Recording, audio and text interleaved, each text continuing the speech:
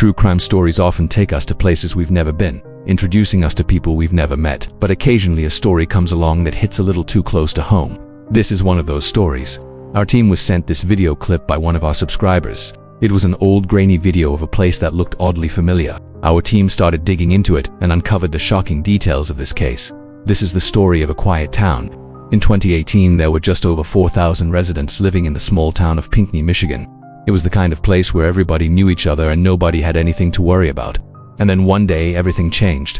On May 2018, a local real estate agent named April Mills disappeared after showing a couple a house.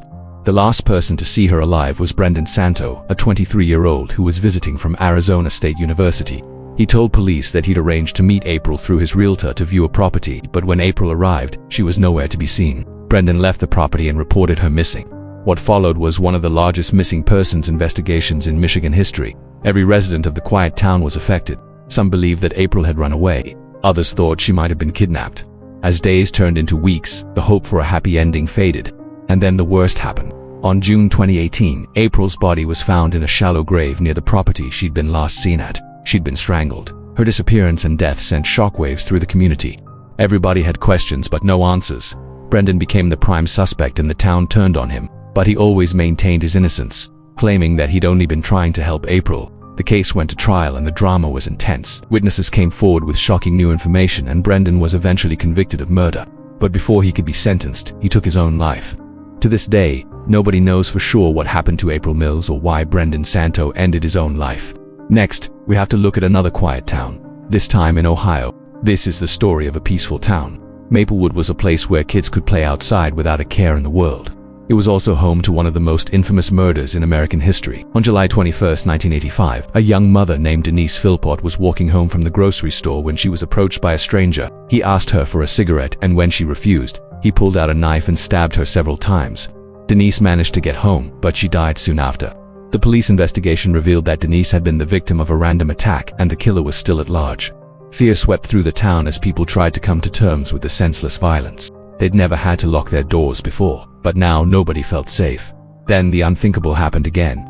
Less than 2 years later, another woman was murdered in the same way. The killer was still out there and nobody was safe. It wasn't until DNA technology improved that the police were able to identify the killer. He was a man named Richard Wapner, who'd moved to the area after serving in Vietnam. He'd been arrested for burglary in the past, but had no record of violence. As for his motive, it seems he'd simply been looking for someone to kill. The peaceful town of Maplewood would never be the same again. Richard Wapner's crimes shocked them all.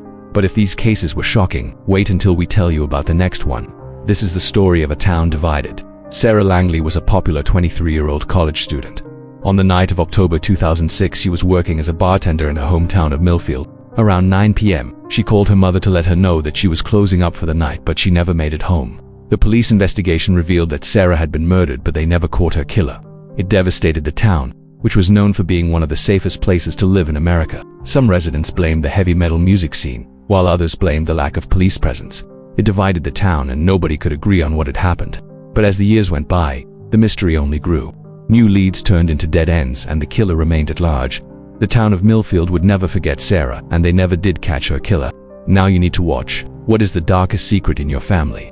Or have a look at this. Why do serial killers do what they do?